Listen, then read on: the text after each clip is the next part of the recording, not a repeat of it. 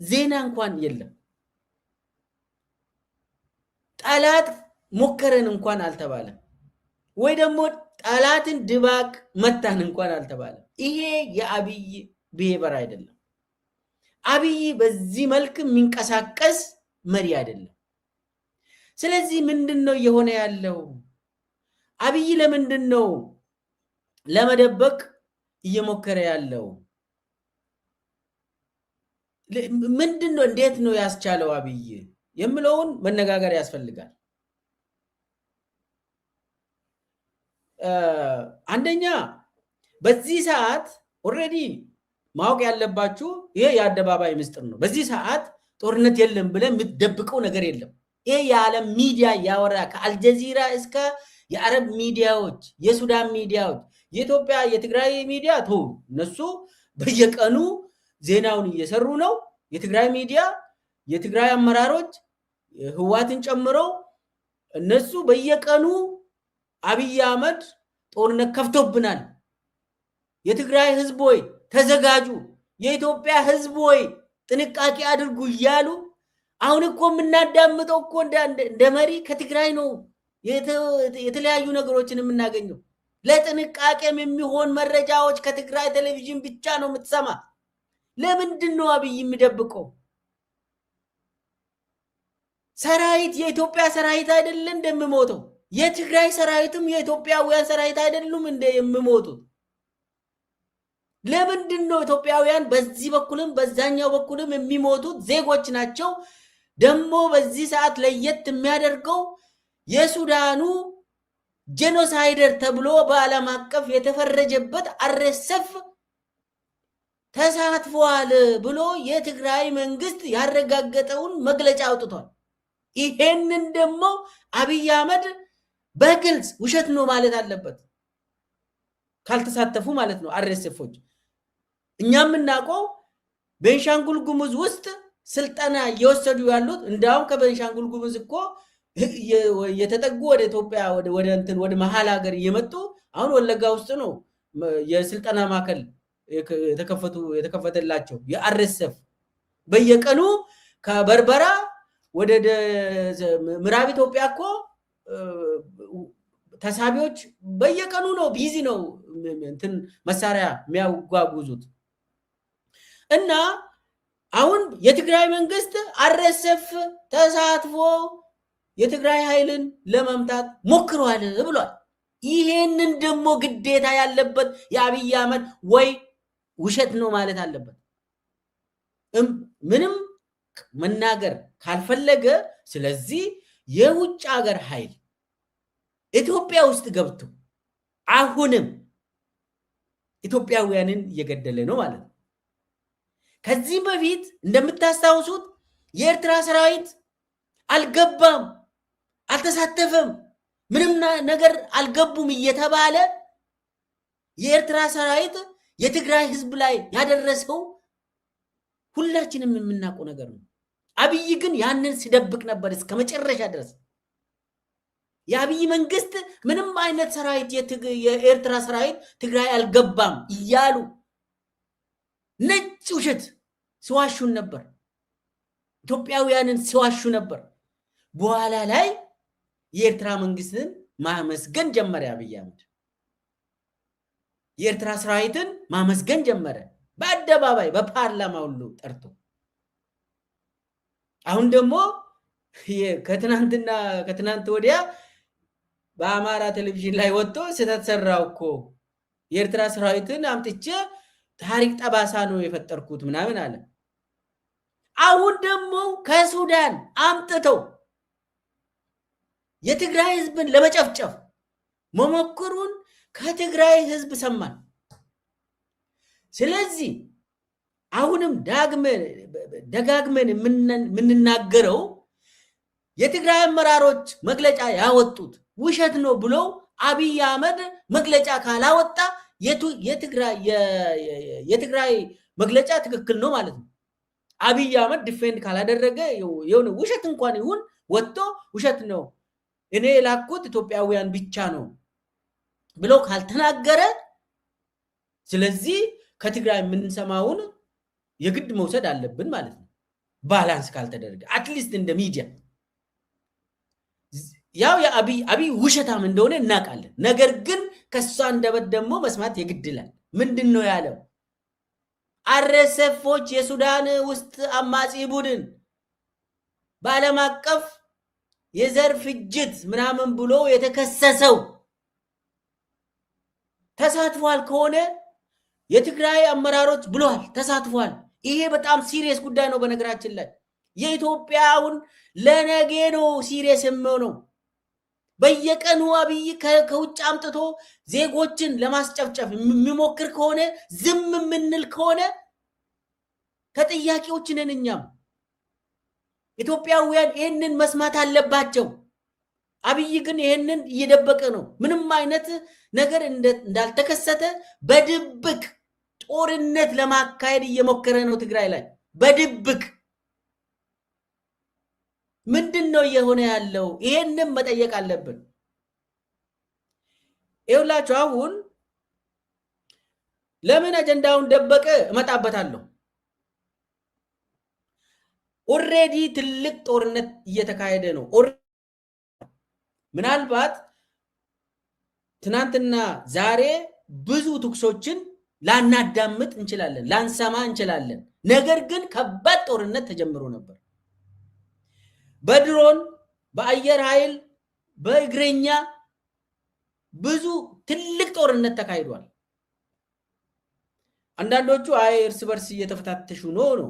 እንደዛ የሚባል ነገር የለም። ጦርነት ከተጀመረ ጦርነት ነው፣ አይቆምም፣ በቀላሉ አይቆምም፣ ይቀጥላል ማለት ነው።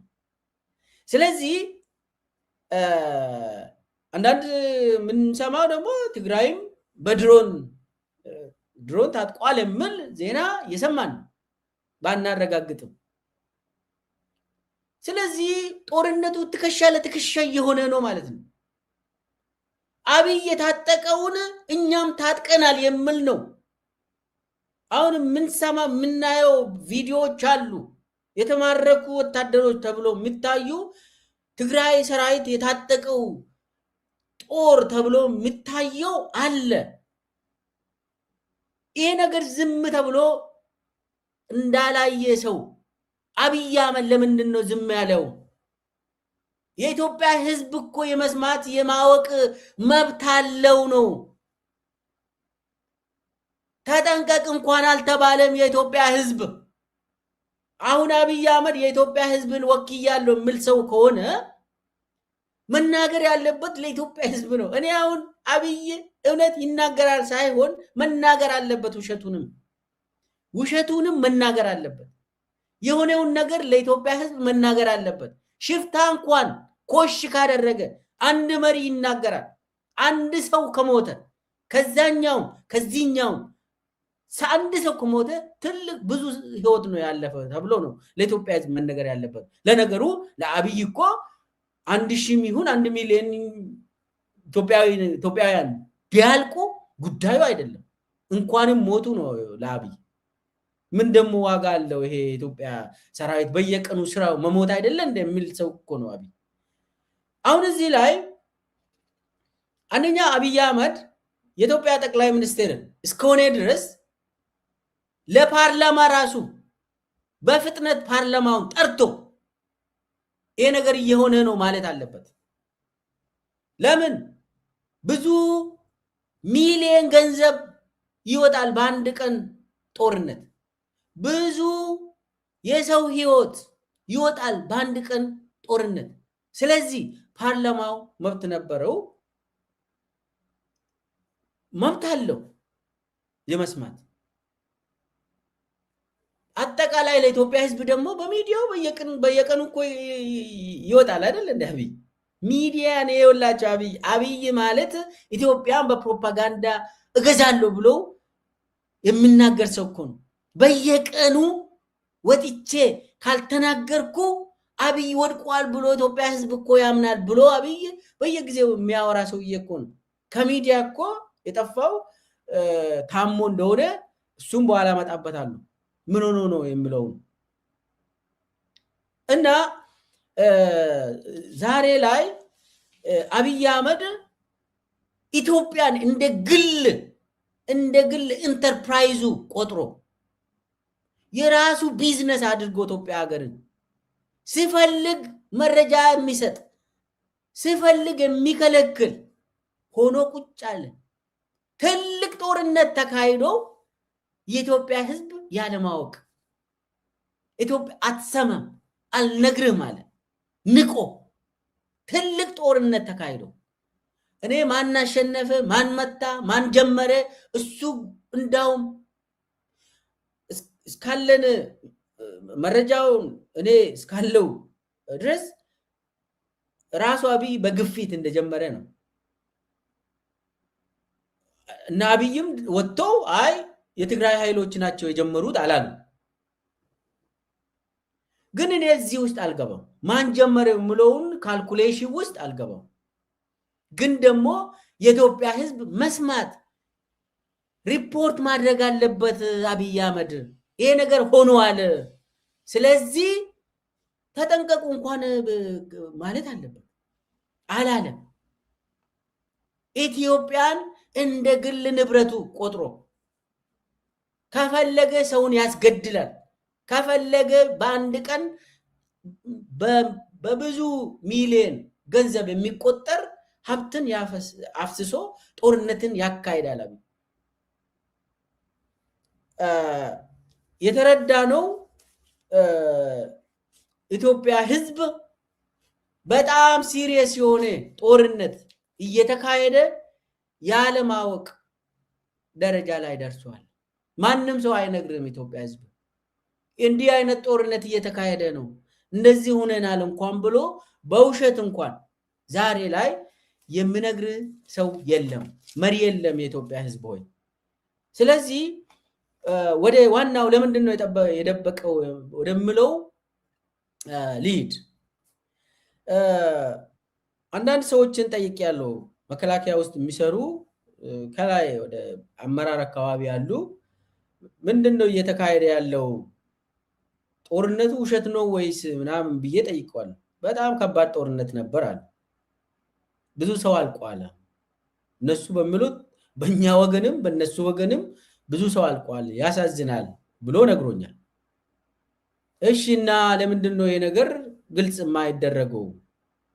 አንደኛ መከላከያ ሰራዊት ራሱ ምን ማድረግ እንዳለበት ህዝብ ራሱ ይህንን ካላወቀ ምንድነው ይሄ ነገር ብዬ ሲጠይቃቸው ምንድነው ያሉን?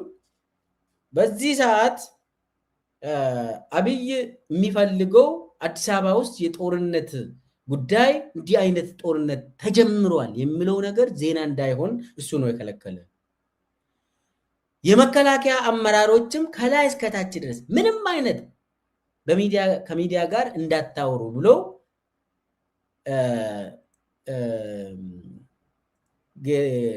እንትናን ብርሃኑ ጁላን ሌሎቹንም አመራሮች በአማራ ክልል ላይ እያካሄዱ ያሉትንም ጭምር ያንን ጦርነት የመሩም ጭምር አቅጣጫ ተሰጥቷል። ምንም አይነት ከሚዲያ ጋር እንደዚህ አድርገናል ዚሮ አድርገናል ብላችሁ መግለጫ እንዳታወጡ። የመከላከያ ሚዲያ እንኳን እንዲህ አይነት ቲዲኤፍን ማርኳቸዋል ከሆነም እንዳታሳዩ፣ ምንም አይነት ዜና እንዳይሆን ተብለን ነው እና በእኛ በኩል ምንም አይነት ዜና እንዳይሆን ተብሏል። ምናልባት ታችኛ እርከን ላይ ያሉ ፌስቡክ ላይ የሚጽፉ አንዳንድ ዝም ብሎ ይሄ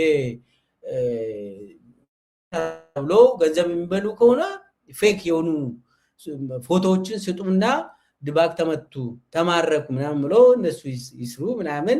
ከዛ ውጭ ግን ኦፊሻሊ ማንም ሰው ብለው ብርሃኑ ጁላን አበባው ታደሰን አስጠንቅቆ እንደሆነ ሰምቻለሁ። እንዳውም ሚዲያ ላይ እንዳትታዩ ተብለዋል። እነሱም ሚዲያ ላይ እንዳይታዩ። ለምንድን ነው እንደዛ የከለከለው ብዬ ስጠይቃቸው ያሉት በዚህ ሰዓት